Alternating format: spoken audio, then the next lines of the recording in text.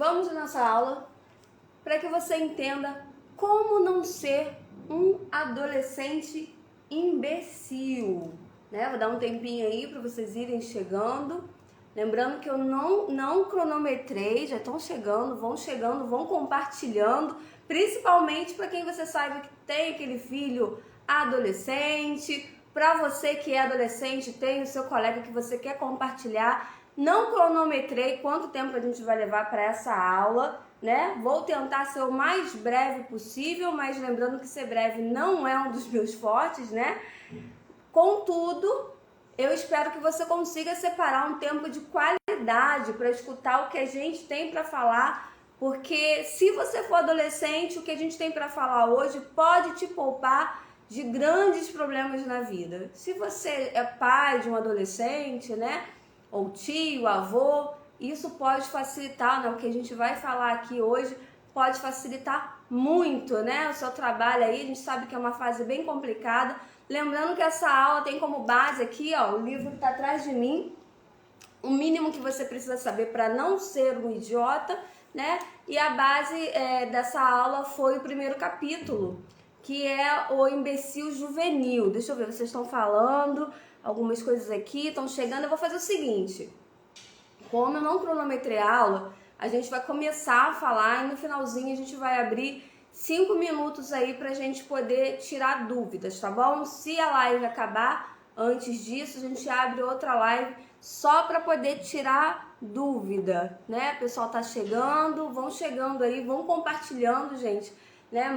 Aqui, ó, esse botãozinho aqui, ó, essa setinha serve para isso. Lembrando que depois essa live vai estar disponível só lá no YouTube. A gente vai deixar 24 horas aqui e depois vai deixar disponível no YouTube. Vamos lá! Vamos começar, sem mais, como diz meus parentes lá do Recife. Vamos começar. Primeira coisa que você precisa saber, você, né, se direcionando primeiro a você que é um adolescente. Tudo que te cerca, que tem a mão do governo, a mão do Estado, vamos tratar assim, e quando eu falo Estado, gente, eu falo instituição, tá? Não tô falando de presidente A, presidente B, governador A, governador B, tô falando de forma genérica. Tudo que te cerca, que tem, né, que é produzido ou tem a mão do Estado, é feito para te imbecilizar, para te idiotizar. Desde do seu livro de história, que tem o Dirceu, né, o quadrilheiro, na capa do livro de história, sendo exaltado, um cara que foi guerrilheiro, que matou, né, desde o livro de história lá produzido, até a sua novelinha das 5, a Malhação. Ah, Cris, mas o que a Malhação tem a ver com o Estado? A Malhação não é feita pelo Estado. Você realmente acredita que os canais de televisão sobrevivem apenas com dinheiro de patrocínio, com dinheiro de propaganda? Não, né? Por que as redes, né, de TV, por que as grandes emissoras estão se debatendo agora? Porque parte dessa mamata foi cortada. Então você vai ver muito artista gritando, batendo pé, né? Muita rede de televisão produzindo fake news e acusando a internet de produzir fake news, porque ali passa dinheiro do Estado. Então, se passa dinheiro do Estado, o Estado tem poder, né? Quem paga tem o direito de escolher, né? Então, primeira coisa que você deve entender é que você vive um ambiente que tudo que tenta te cercar ali, revistas, jornais, livros, tudo que tem a mão do Estado é feito para te idiotizar. E a gente abre até parênteses, né, para explicar, para falar, aliás, né, um ponto importante, que foi esse próprio Estado também que tirou a literatura, né, aqui no Rio de Janeiro, por exemplo, foi tirada a literatura, uma época atrás, da grade curricular do segundo grau, do ensino médio hoje, né? Então a pessoa o professor dá a literatura se ele quiser, mas não seria uma matéria obrigatória. Isso não é à toa, né? Literatura é uma matéria importantíssima para fazer o adolescente, o jovem ser um cidadão crítico, pensar, refletir, né? Então, tudo isso é feito para te idiotizar. Vamos seguir. Aqui eu fiz, Ó, gente, é professor raiz aqui, não tem quadro. A gente vai aqui, ó, no papel mesmo. Deixa eu ver se eu consigo mostrar, me dá um retorno aí se está aparecendo. Eu fiz um esqueminha aqui para vocês entenderem. Olha só o que acontece. Eu vou falar, né? Deixa eu dobrar aqui o papel direitinho. Ó, produção ou participação do Estado. Tem a digital do Estado, o que vai acontecer? Adolescente idiotizado. Aí esse adolescente idiotizado, ele se torna um adulto alienado. O que é um adulto alienado? O que é alienado? É algo que parece seu, né? Algo que deveria ser seu, mas que você dá aquele direito ou aquele bem para alguém. Então você tem o direito, você tem um bem que é o seu pensamento crítico, mas você dá para alguém. Então o Estado, ele acaba tomando o seu pensamento. Você pensa que você está agindo. Vamos pegar o carro alienado, né? O carro alienado, se você compra um carro alienado, você atrasa ali a prestação, o banco, me corrija aí quem entende mais do que eu desse assunto, né? Mas o banco pega o seu carro, se você, né, como se fosse dele, é dele o carro. Você está pagando, o carro só é seu depois que você acabar de pagar. Enquanto isso, ele é do banco. Me corrija aí se eu falei besteira aí, quem entende de carro. Mas é isso, o adulto alienado, ele pega o direito dele, o bem dele, que é o pensamento crítico dele, e ele passa para o Estado. Na verdade, ele pensa aquilo que o Estado quer que ele pense. Então, o adulto alienado, ele vai ser útil, aqui ó, políticos corruptos e esquerdistas. Porque quem se interessa por esse ciclo, né, é quem está 30 anos, pelo menos 30 anos no Brasil, fazendo um esquema de aparelhamento. O que é aparelhamento? Tudo que você pensar, qualquer tipo de instituição pública, qualquer tipo de produtora de conteúdo, de produtor de intelectualidade, de vida intelectual, tudo tem um esquerdista. Eles fizeram questão de ocupar e traçaram estratégias para ocupar lugares, né, que são importantíssimos e estratégicos, como eu falei. Então, assim, o político corrupto, né, o adulto alienado serviu o político corrupto, que é quem vai decidir o que você vai aprender, que é quem vai decidir o que vai entrar na sua cabeça. Então, de novo, ele vai decidir o que vai entrar na sua cabeça, é o que vai te tornar um adolescente idiotizado, e assim o ciclo continua. E é assim que o Brasil ocupa, né, uma posição lá como o país que tem um dos piores estudantes do mundo. Um dos piores estudantes do mundo. Interpretação de texto, matemática, raciocínio lógico. Segundo o PISA 2019, nós temos um dos piores estudantes do mundo. Na América Latina, se eu não me engano, a gente só fica na frente da Venezuela. Enfim, é isso, tá? Então, vamos continuar aqui. Deixa eu pegar minhas anotações aqui. Esse político vai decidir o que você estuda na escola, quem administra a escola que você estuda, quem faz a programação, ele decide quem decide o seu estudo, né?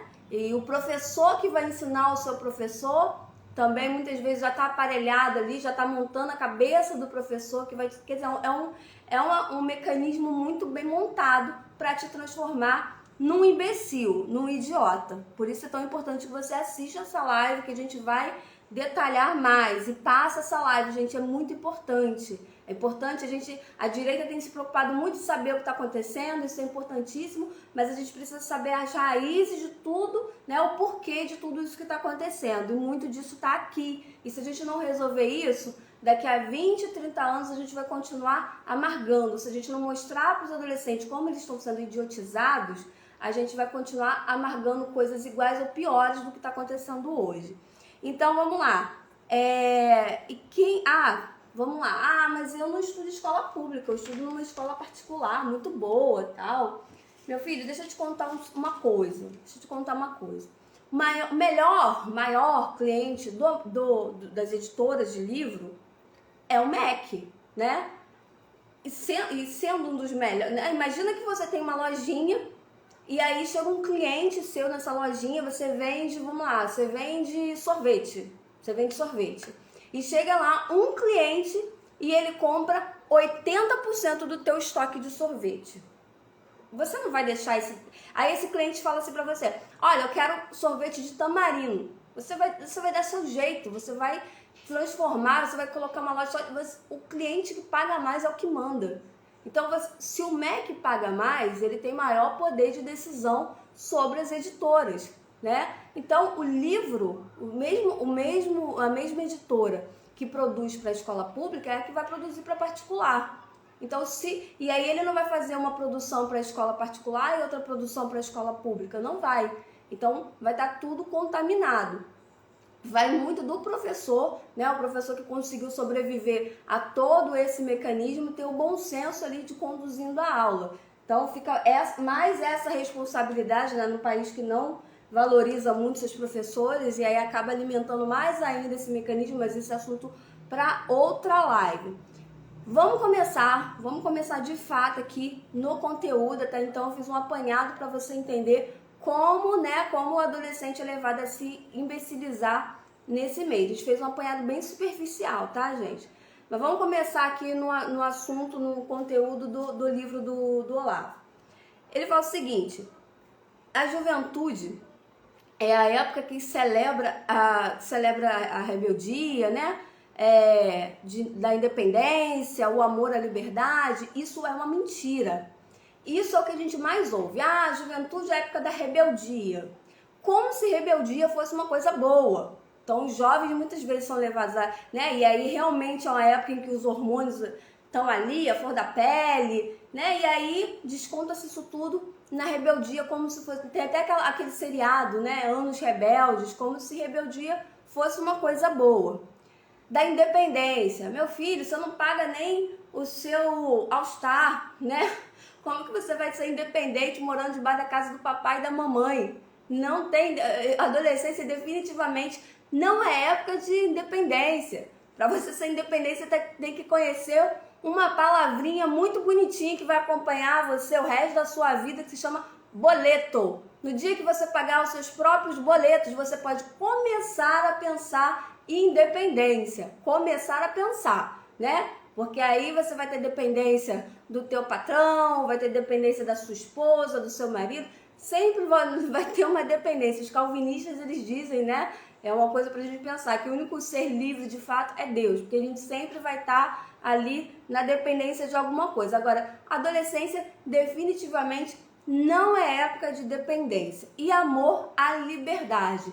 Mesma coisa, para você ter liberdade, para você mandar no seu próprio nariz, boleto, né? Boleto é o começo da nossa conversa. Então, isso é mentira. Esse assunto, né? Essa historinha de época da rebeldia, é só historinha bonita para te atrair, para começar, a fazer a sua cabeça. Então, isso aqui é a primeira mentira, é a mentira que você mais vai escutar e é a porta de entrada para começar a te idiotizar. Fazer você acreditar nisso aqui é a porta de entrada. O que é verdade, então? A adolescência é época de quê, então?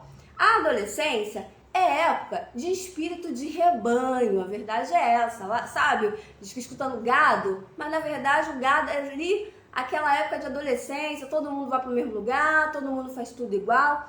É época de espírito de rebanho. É época de temor, de isolamento. Lembra do Cascão, da revista da Turma da Mônica, que tem medo de água? É o adolescente com medo de ser isolado, né? O que o adolescente mais tem medo é ser isolado. Subserviência, enrolou. Mas vamos te explicar o que é. A voz recorrente. É ser servil. O adolescente, ele tende, né? Vamos lá, vamos pegar um exemplo meu. Pasmem os senhores, eu gosto da música do Caetano Veloso. Gosto da música do Caetano Veloso, do Gilberto Gil. Acho que eles falam um monte de baboseira. Acho que eles são militantes. Acho, mas eu gosto da música deles. O que acontece na adolescência é que o adolescente não consegue separar uma coisa da outra, né? Ele tem lá um músico que ele gosta muito, por isso os músicos, os artistas são tão usados, né, pela esquerda. Eles têm aquele ídolo deles, o que eles falarem é Deus falando, né? Então, Eles têm a tendência de não separar as coisas. A Anitta vai lá e fala que existe o deputado municipal e ai de quem ousar rir da Anitta, porque a Anitta é, né, como falo, o ídolo da juventude, é um símbolo, é tudo que ela representa, então ela pode falar a asneira que ela quiser, que a tendência é que aquele grupo que a segue obedeça, copie suas atitudes, né? Outra coisa, é época de ânsia de sentir-se igual. Então o adolescente quer se sentir igual aos outros. Um exemplo disso, um comercial da Fanta, né? Que talvez alguns vão lembrar, não vou falar de época que é para não me entregar, mas havia um comercial da Fanta que o barbeiro ele cortava o cabelo da pessoa errada, né? Era tipo um desenho, ele cortava o cabelo errado, aquela pessoa saía com o cabelo cortado errado, todo mundo igual, todo mundo com o mesmo cabelo. E aí quando o pessoal via o cabelo dele diferente, achava que era uma moda, vamos copiar, e todo mundo copiava. Então o adolescente é isso, se ele vê todo mundo com cabelo verde, vamos copiar. Se vê todo mundo com cabelo laranja, vamos fazer igual. É a época de querer se sentir igual. Ser aceito pela maioria cínica e autoritária. Então ele quer ser aceito. Não importa se aquele grupo, né, tem uma tendência, a gente sabe que a adolescência é uma época em que as pessoas tendem a ser mais cínicas, mais autoritárias, querem se impor mais. E aí eles querem ser aceitos por essa maioria. Disposição a tudo, né? A ceder tudo, aliás, disposição de se prostituir para ser uma vaguinha, para conseguir uma vaguinha de neófito no grupo dos sujeitos bacanas. Então não importa se aquele grupo vai te idiotizar, não importa se aquele grupo te valoriza, reconhece seus valores, seus princípios, você quer ser aceito e quer ser o carinha bacana ali.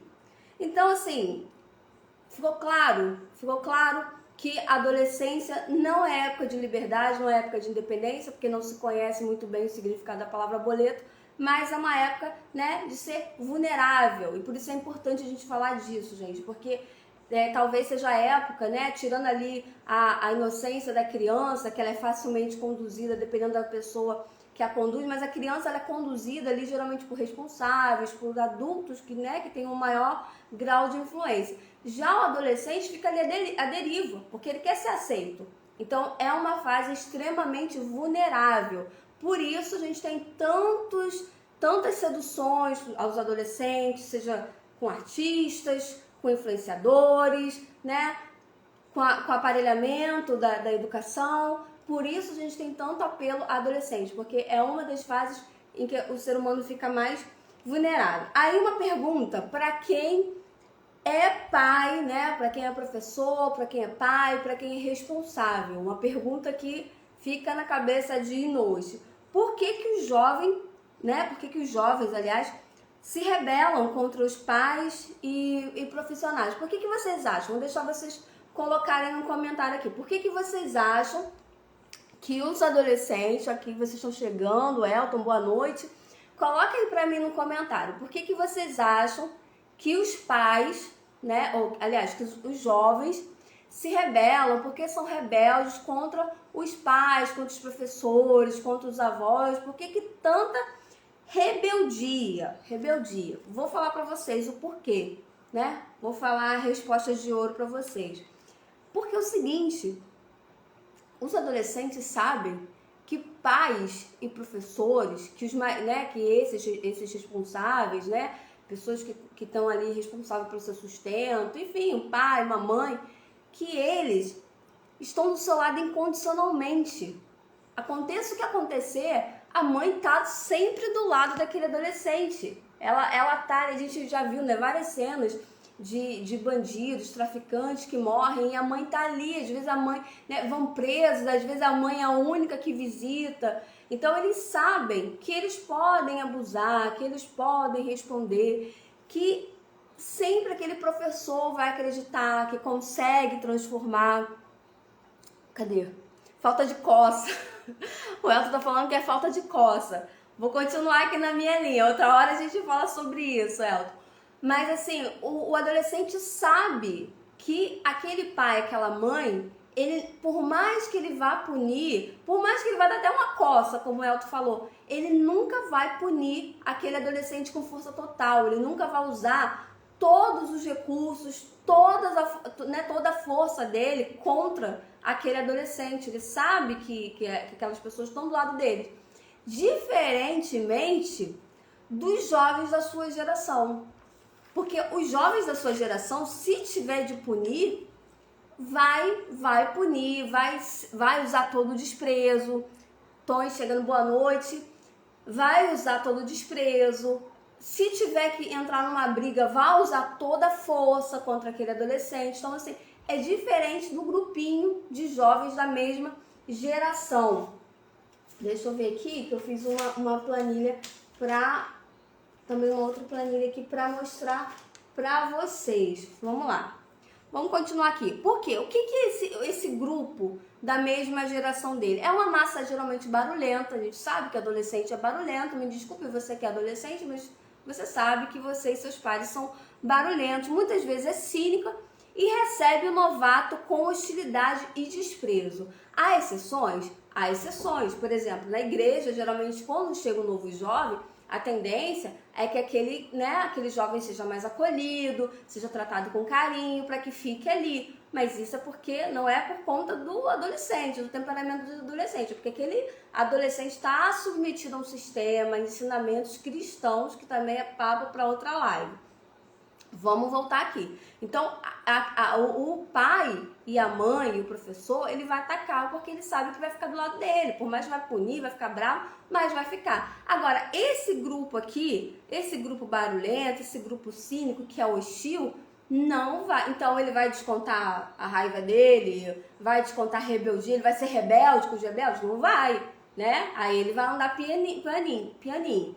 Então, é isso que acontece. Eu vou contar pra vocês, por exemplo, o que aconteceu comigo. Eu tenho colocado aí, né, a minha jornada no meu feed do Instagram. E no segundo grau, eu fui estudar numa escola, eu estudei numa escola desde criancinha. E quando chegou no antigo segundo grau, eu fui para uma outra escola lá em Duque de Caxias, uma escola maior, né? As pessoas tinham até um poder aquisitivo melhor ali. E eu era novata. E daí eu tinha que me adaptar ao novo grupo ali, ninguém me conhecia e tal. E eu não tinha condição de me adequar àquele grupo, né? E eu tinha um propósito também. Meu propósito era passar no vestibular. Eu sabia que seria difícil, eu não conseguiria estudar mais um ano ali, eu teria que pagar aquele terceiro ano, não tinha condição de ficar pagando o cursinho. Então eu decidi que eu ia me dedicar a estudar. Eu era autodidata também. Chegou uma hora que eu parei de assistir aula, ficava o dia inteiro na tutoria, que chamava sala de tutoria da escola, estudando. Mas eu não tinha dinheiro para comprar calça jeans de marca, não tinha dinheiro para ir pro boliche no final de semana, não tinha dinheiro para ir pro McDonald's. O que aconteceu comigo? Eu fui um ser completamente invisível naquela escola, né? Não sei se o meu documento tá lá, o meu histórico lá já é muito, porque provavelmente nenhum dos alunos que passaram por lá na mesma época que eu deve se lembrar de mim, porque eu não me adaptei ao grupo, eu não me preocupei em ser aceita pelo grupo, eu tinha um objetivo maior. Então, assim são os adolescentes. Ou você se adapta, ou você segue as minhas regras, ou você vai ser excluído. Anos depois, como aconteceu comigo, não vai fazer diferença nenhuma se você for excluído ou não, tá? Você que é adolescente. Ou você tem uma meta e busca a tua meta, ignora se você está sendo, né? Procura aí grupos em lugares que você se identifica mais, igreja, né? Nos vizinhos. Mas se você vai para a escola com o objetivo de se desenvolver, de estudar, principalmente a fase adolescente, que há uma disputa ali na roupa, na bolsa da marca, né?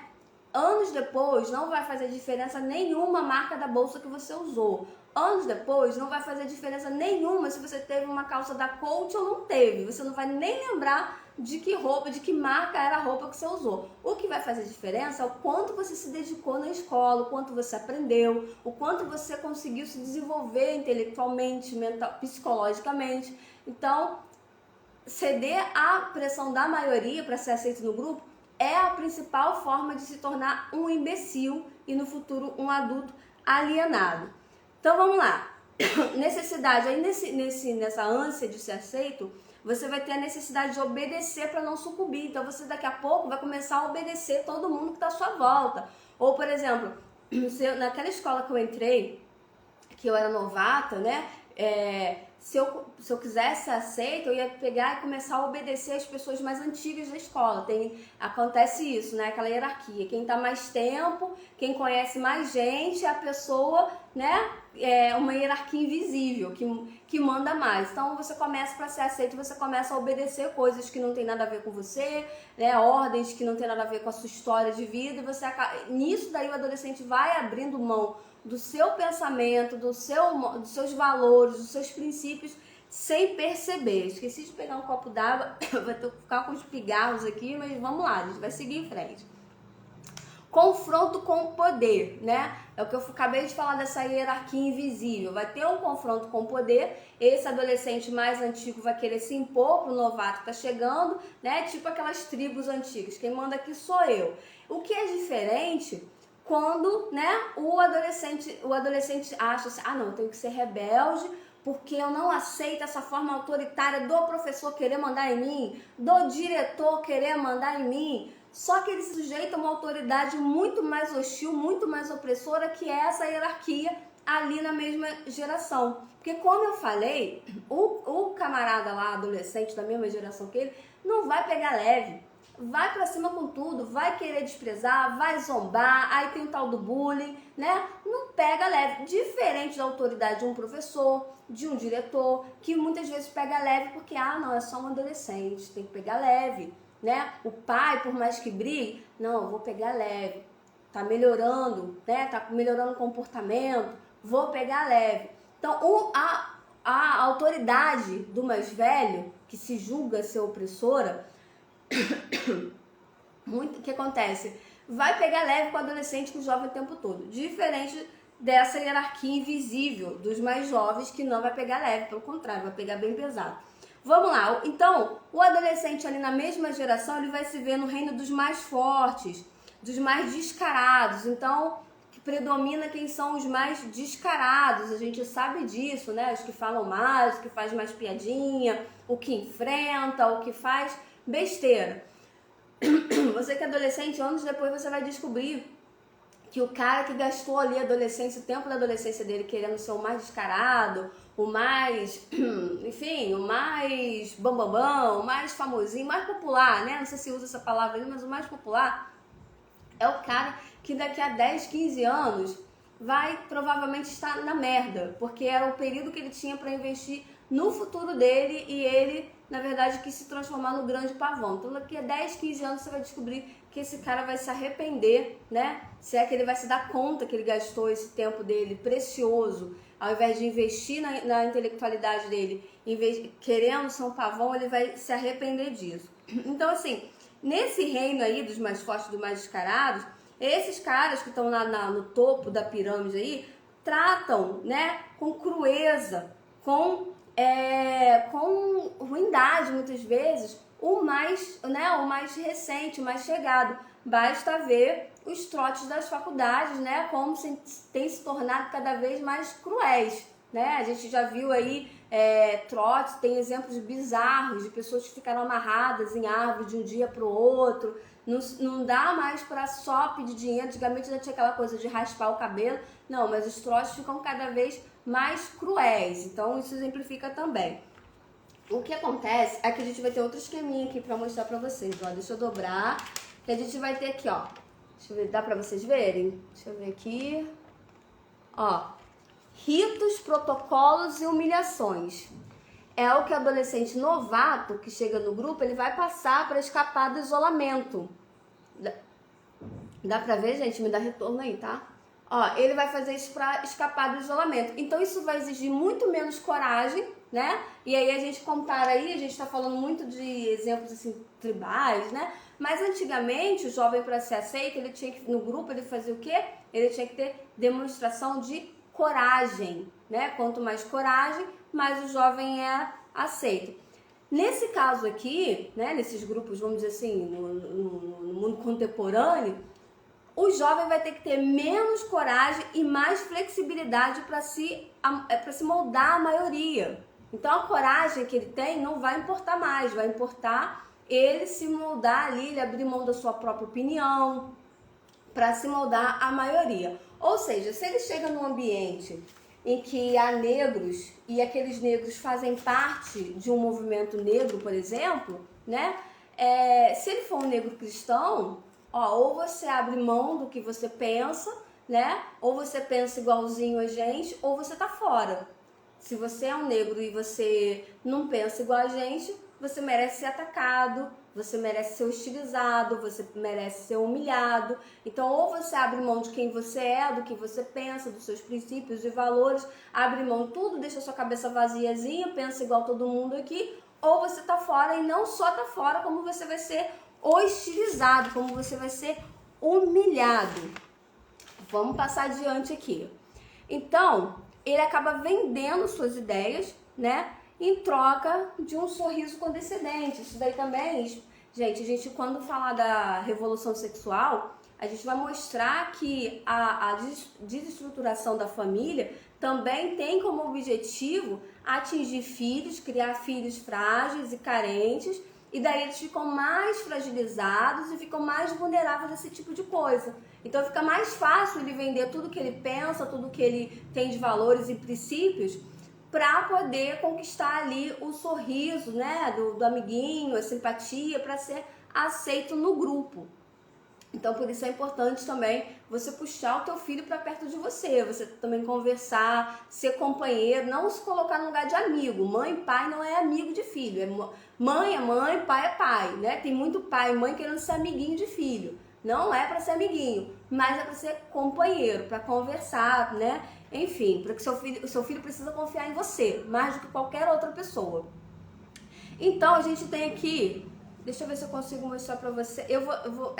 Vou mostrar pra vocês. A gente tem aqui outro esquema aqui, ó, desenhado aqui, né? Qualquer coisa a gente não comentário aí que eu produzo um e-book com essas anotações minhas. Que a gente tem o quê? O mundo doméstico, e o adolescente precisa fazer a passagem do mundo doméstico para os companheiros de geração, que ele pode considerar o grande mundo. Então, na visão do adolescente, né, o mundo doméstico dele é pequenininho ali, pai, mãe, irmãos, e ele vai para o mundo maior, para o grande mundo, que é da sua geração, né, o grupo da faculdade, da escola, ou seja, lá de onde for. O que acontece é que essa passagem tem um ingresso muito caro, né, tem um ingresso muito caro. Ele vai ter que abrir mão, como eu falei, do seu jeito de ser, seus valores, ele vai ter que adotar vocabulário, deixa eu ver se eu consigo mostrar aqui pra vocês, ó, vocabulário de gestos, de palavras e de olhares. Então ele vai ter que adotar códigos, senhas e símbolos, roupas, vai ter que adotar tudo, né, abrir mão de tudo que é dele ali e adotar esses códigos, esses gestos, tudo do grupo. Qualquer falha dele, gente, é muito complexo, tá vendo? Qualquer falha desse adolescente, seja no jeito de vestir, seja no jeito de falar, seja no jeito de olhar, se não tiver de acordo com a manada, aquele adolescente é exposto ao ridículo. Qualquer pequena falha é exposto ao ridículo. Essa regra do jogo, ela tá implícita, ela tem que ser adivinhada. Não tem ninguém que vai dizer pra você, olha, você tem que se vestir assim, você tem que, né, você tem que falar desse jeito, você tem que olhar. Então, como é que é a forma de aprendizado? Por imitação, né? Por imitação, lembra a propaganda da Fanta que eu falei? Então, ou então tem lá o artista que é considerado o ícone, o artista falou que agora a moda é isso, a moda é isso. Se agora a moda é ter 3, 4 namorados de uma vez só, a moda, então esse é o normal e todo mundo tem que imitar. Isso, né, mais uma vez um ponto importante de levantar, como nossos adolescentes têm sido idiotizados, né, e acham que estão aí abalando Bangu. Acho que nem se usa mais essa expressão, mas enfim, vamos lá, a gente fala de adolescente e trazendo um monte de expressões antigas, mas vamos lá. Então, isso é uma forma literal, servil, sem questionamento. Então, o adolescente ele passa a se comportar realmente como a manada e não faz questionamento. O adolescente é treinado, ele vai, à medida que ele vai pensando que ele está rebelde, que ele está pela liberdade, pela independência, na verdade ele está pensando, acreditando naquilo, mas o caminho dele é inverso, ao contrário, né? Ele está se tornando um ser servil, sem questionamento, sem pensamento crítico, o tempo todo sendo moldado pela maioria, né? Dentro do espírito de gado. Então, olha só o que acontece. Esse rito de ingresso é um investimento psicológico muito alto. Então imaginam que tudo isso, né, a gente está tentando falar de uma forma sintetizada, mas imagina tudo isso, você que é adolescente, você que já foi adolescente, né, imagina todo dia acordar com a preocupação, né, inconsciente de ser aceito, de cumprir todas essas regras.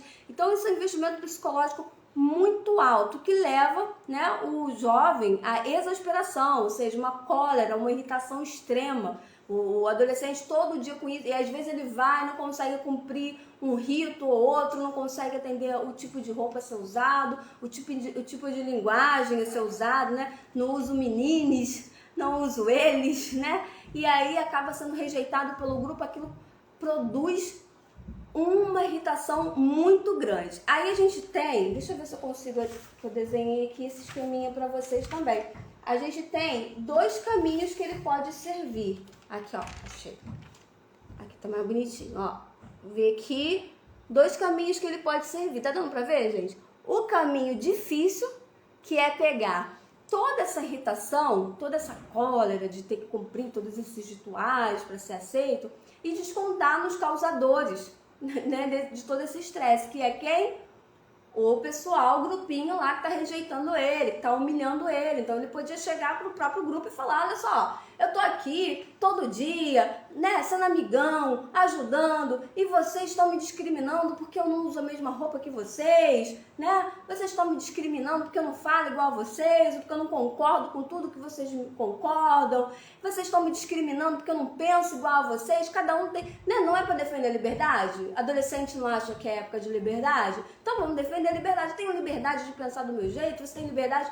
Não, né? Poderia seguir esse caminho. Só que é o caminho mais difícil, porque o objetivo dele é ser aceito pelo grupo. Não importa o que aconteça, não importa quanto ele seja humilhado, não importa o quanto ele abra a mão do seu pensamento próprio, ele quer ser aceito pelo grupo. Então ele vai para o caminho mais fácil. Qual o caminho mais fácil? A direção menos perigosa. Opa, peraí.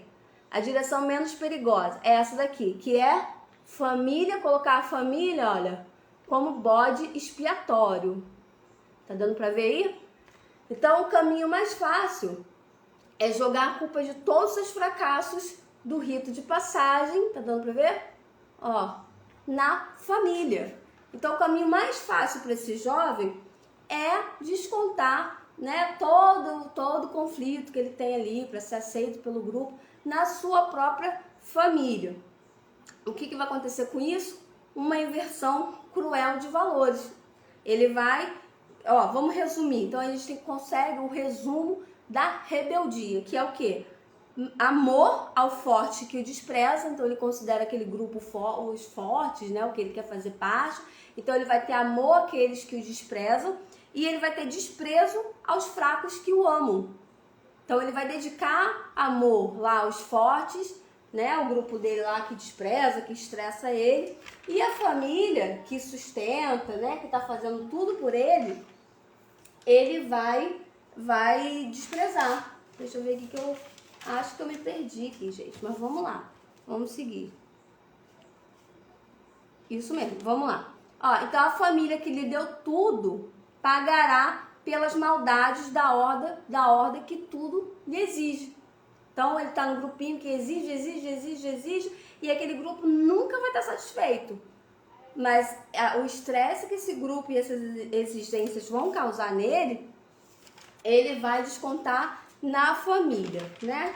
Então vamos lá, a gente já está terminando, tá? Daqui a pouco eu já vou abrir para pergunta. A gente tem que concluir o seguinte, que esse adolescente, ele fica numa zona indistinta. O que é isso? Ele está entre o ser e o não ser. Ele está no limbo. É aquela velha frase que a gente já está acostumado a escutar sobre adolescente. Uma criança nem um adulto. Então vai ter muitas coisas que vão tratar o adolescente como criança e tem outras que vão tratar como adulto e ele não é uma coisa nem outra, ele está no limbo. Né? Isso significa o quê? Que a gente tem que ter mais paciência, que a gente tem que valorizar mais o adolescente, blá blá blá. Isso significa, isso tem um significado simples. Se você não é criança e você não é adulto, né? Você está numa fase de limbo, isso quer dizer que o julgamento do adolescente, ele quase sempre vai ser uma inversão completa da realidade. Ele não tem uma visão definida da vida ainda. Então, quem é o adolescente para decidir o que tem que ser do futuro, o que é sociedade? Não, adolescência é época de aprender, não é época de decidir, é época de aprender, é época de se construir como ser humano, né? Então, o que falta nos nossos jovens é humildade. Por que falta humildade nos nossos jovens? Porque os adultos, a verdade é que a covardia dos adultos, né? Os adultos que colocaram, não, a juventude é o futuro do Brasil, a juventude é o futuro do mundo, né? Quando na verdade essa juventude precisava desses adultos para se construir seu próprio futuro. Essa covardia desses adultos deu autoridade a jovens, né, que nem se formaram intelectualmente, nem se formaram ainda totalmente moralmente, para que eles mandassem e desmandassem. Entendeu? Então, quando o adulto pega a função que é dele, de direcionar a sociedade, de direcionar os próprios jovens, deixa o jovem fazer o que quiser, deixa meu filho fazer o que quiser, ele já é maduro. Não, seu filho não é maduro, ele pode aparentar, né, que tem maturidade, mas ele não é maduro, ele não tem idade, por mais sofrimento que ele tenha, por mais experiências difíceis, mas adolescente é adolescente, adolescente não é fase, né? Salvo raríssimas exceções, mas adolescente não é fase de ter maturidade, é fase de se construir. Então, quando o adulto se acovarda e deixa o adolescente mandar e desmandar, a consequência disso é uma juventude que historicamente sempre esteve nas vanguardas dos erros e perversidades do século. Aqui, deixa eu ver o que vocês estão falando. O Carlos está falando inversão de valores, exatamente.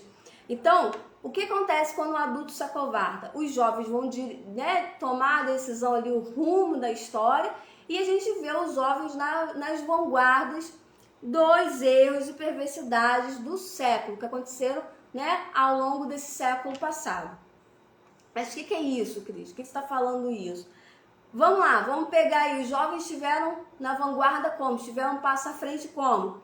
Nazismo, fascismo, comunismo, seitas pseudos religiosas, tudo isso se iniciou com jovens, mandando e desmandando. Então, o papel do jovem não é decidir futuro, não é mandar, desmandar. O papel do jovem é estudar, é se construir. Então, os mais velhos precisam tomar a sua responsabilidade. Se o Brasil hoje está na situação que está, é porque foi falado muito isso. Eu, criança, escutei muito isso. Os jovens são o futuro do Brasil, né?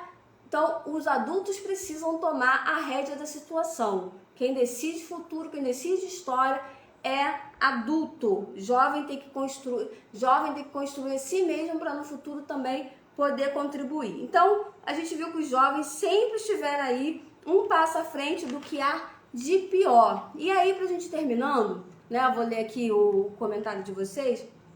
Podem já ir colocando perguntas, tá, gente? Se tiver pergunta, alguma coisa, pode ir colocando aqui. O mundo, a frase do Olavo de Carvalho, tá? Um mundo que confia seu futuro ao discernimento dos jovens é um mundo velho, cansado, que já não tem futuro algum.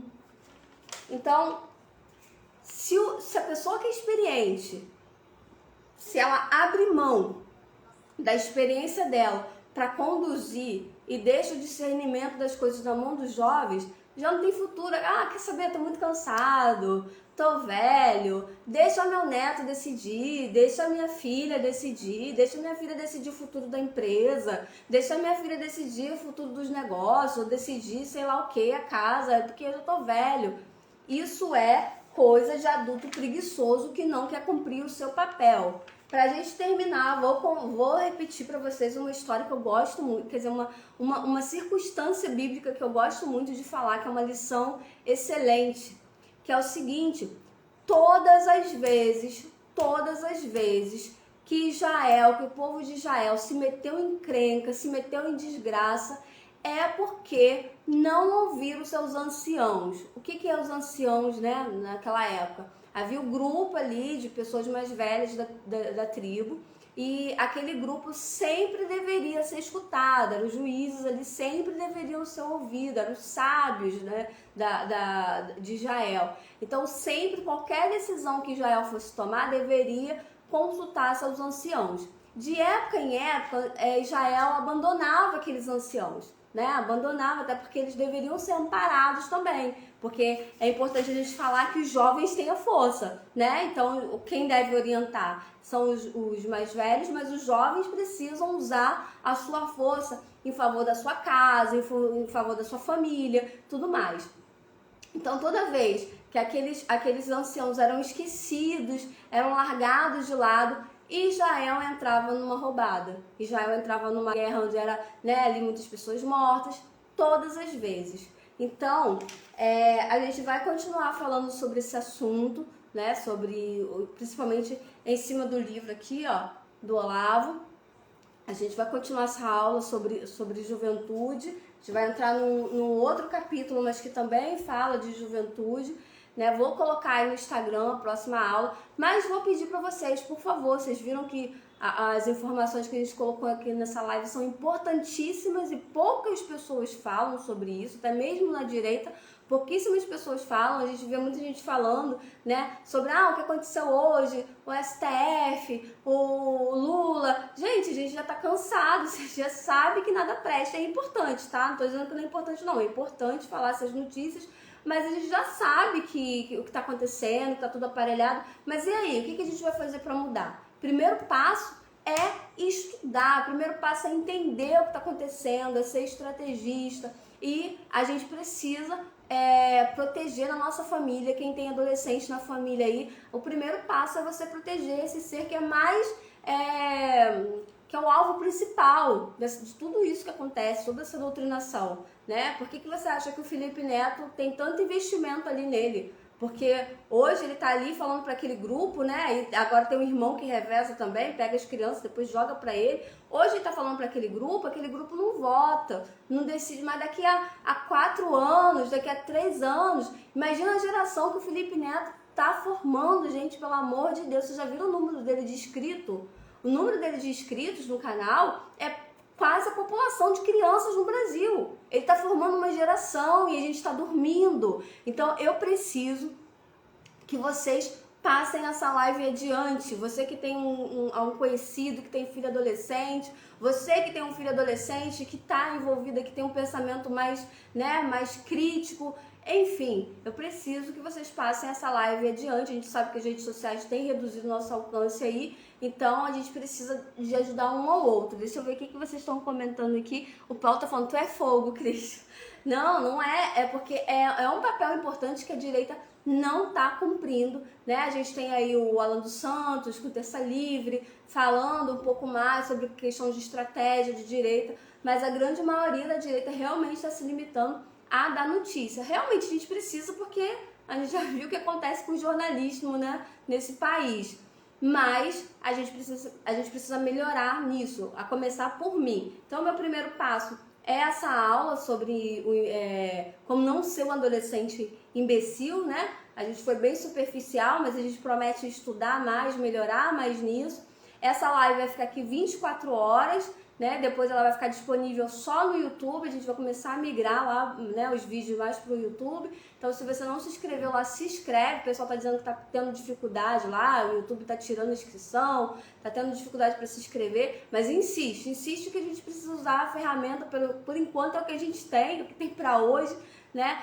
Mas a gente vai ampliar esse trabalho com certeza. Agora, eu preciso da ajuda de vocês. Uma andorinha sozinha não faz verão. Me comprometo a estudar, trazer mais coisas, mas realmente eu preciso da ajuda de vocês, principalmente você que é pai, mãe, avô, tio e sabe aí o que está acontecendo com essa juventude, tá bom? Deixa eu ver aqui que vocês estão falando mais. O Júnior tá falando, parabéns pelo trabalho, Cris. Aqui no Ceará a coisa tá feia. Eita, povo emburrecido. Nordeste é complicado mesmo, né? A gente, vamos ver se mais à frente a gente consegue fazer um trabalho no Nordeste. Minha mãe era lá da Paraíba, ali de perto de Solânia, na cidade chamada Cacimba de Dentro. Já soube que tem um prefeito lá fazendo um trabalho muito bom, um prefeito bolsonarista. Isso já me alivia, porque foi uma cidade muito judiada. E a principal arma é o emburrecimento, principalmente dos mais jovens, né? O Carlos está falando, adorei, adorou? Então, Carlos, vou contar contigo. Contar contigo também, ó, para ir aqui nesse botãozinho, passar adiante, a gente vai colocar lá no YouTube, pega o link, manda para quem vocês puderem, porque a gente precisa salvar os nossos jovens, precisa salvar a mente dos nossos jovens, porque eu vou falar uma coisa, né? Daqui a 10, 15, 20 anos, a gente não sabe. É só a gente olhar as manifestações. Você olha para um lado, olha para o outro, é só idoso. É só idoso com a bandeira do Brasil, com patriotismo. Aí os jovens estão aonde? Estão lá, ó, sendo usados pelo movimento gay, pelo movimento negro, né? E aí a gente não tem, pelo contrário, ser negro não é um desmérito para ninguém. Ser gay, né, é uma opção da pessoa, a pessoa tem que ser respeitada pelo caráter dela. O problema é que esses movimentos muitas vezes são feitos para idiotizar o adolescente, para imbecilizar dentro de tudo aquilo que a gente trouxe aqui, tá bom? Então tá bom, gente, fiquem com Deus, né? Eu vou colocar no meu Insta, durante a semana, eu coloco a continuação dessas aulas em cima do livro do Olavo, né? Falando sobre juventude, tá? A próxima aula também vai estar falando sobre juventude. Muito obrigada a você que acompanhou desde o comecinho até aqui. Não ouvi nem quanto tempo levou, tentei ser bem breve, né? Mas como eu falei no começo, ser breve não é o meu forte. Mas enfim, tá bom? Obrigada mesmo de coração. Orem por mim e orem pelo Brasil, ok? Valeu, pessoal. Beijo.